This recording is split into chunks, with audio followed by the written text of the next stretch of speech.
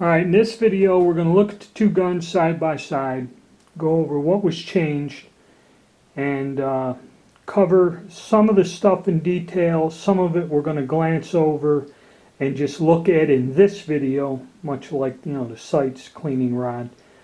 But magazines, bolts, and that, we will make a video taking a closer look at something more complex. Alright. They use the same stock butt plate, your springs, barrel bands, and bayonet lugs. Basically, the Vetterlis all use the same bayonets, and they were modified from very long to when they got to this point, they shortened them quite a bit. And that's what you'll find is mostly the bayonets modified to be issued with this last type of rifle. They'd be cut down. You can find them still in the long length, but the bayonets run about $350, so that ain't something you're going to see on my channel. So the stock, they use the same stock.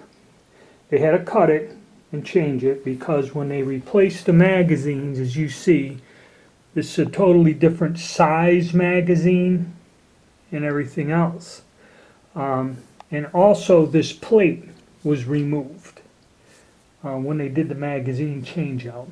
And then basically they would just cut out the stock and drop it in. We'll look at that in detail. And there are like 3 variations of the type of magazine they use to drop in it. Another thing that was pretty much I covered in the sights is they did replace the sight. So I guess when they took these apart to rebarrel them, they must have taken off the one older sight and then resoldered on a new rear sight.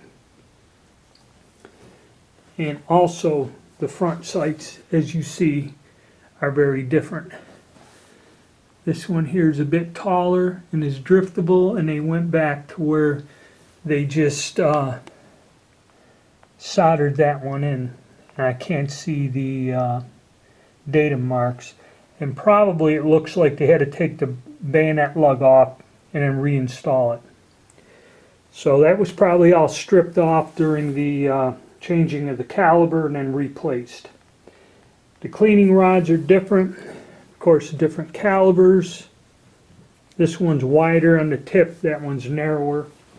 So the cleaning rod was replaced, the sights were done. So I'm assuming they took off the front sights, bayonet lug, and the rear sights, and then once the barrel was modified, they had to resolder it all back on it. What you see is quite different in shape and form. So they swapped out the mags. We'll cover that in detail. Then that cutoff here, this was changed. This magazine cutoff is still retained, but all this does is form a lock for the wedge. Safety remained the same. Receiver, this extension stayed the same. And amazingly enough, the trigger mechanism and sear, which is pretty simple, has not been modified whatsoever. That has stayed the same on all models. The bolt had to be modified once again, and the firing pin was also modified in this. We'll cover that in detail. And I believe they said that they remachined this opening even more, which kind of looks like it.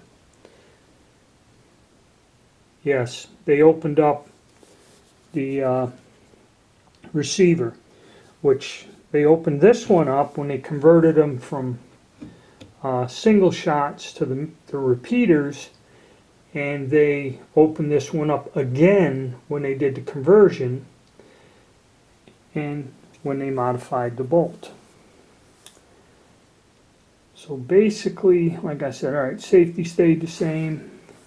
So as you can see, there was some modifying, but basically it's pretty clever how they recycled one gun into another in a very economical fashion. One thing I did notice is two of these rifles, this one's 1874, and I have another one, 1870 something or other. It appears that this gun was probably a single shot gun in its original configuration. And it does have the modifications where they had to patch up where this was converted to Vetterli magazine at one time. So this is like on this gun, this is the third conversion. It was a single shot converted to the Vetterli magazine, and then from there on it was converted to the 6.5 millimeter. So this one's been converted 3 times probably. It's pretty interesting to see that.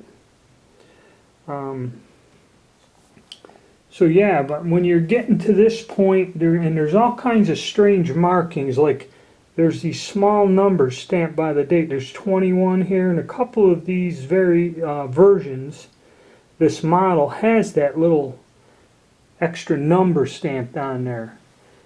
And another thing, when we go over the stampings and that, these guns, this one's been modified 3 times. Could have ended up in foreign service. It could have been something added by another country or the colonies or something. You're going to see a lot of strange things that are not really covered in any of the reference books. Some of them have multiple stock stampings. Okay, this one, there's one on there that's faint. The only thing about that is, in practice and in use, these markings have a tendency to either get battered and wore off, or when the guns are probably cleaned up to be put in storage, they might sand the stocks down and knock off a lot of that stuff. So, they're somewhat tough to see on some of them. I think this one has one that's still somewhat legible on there. And I'll cover all of that in a separate video. There. Well, that's my general overview. Like I said, cleaning rod sights won't be covered. We're going to go more with comparing the mags, bolts, and all that other stuff. And I'm going to do a video talking about the Salerno process probably next. Okay.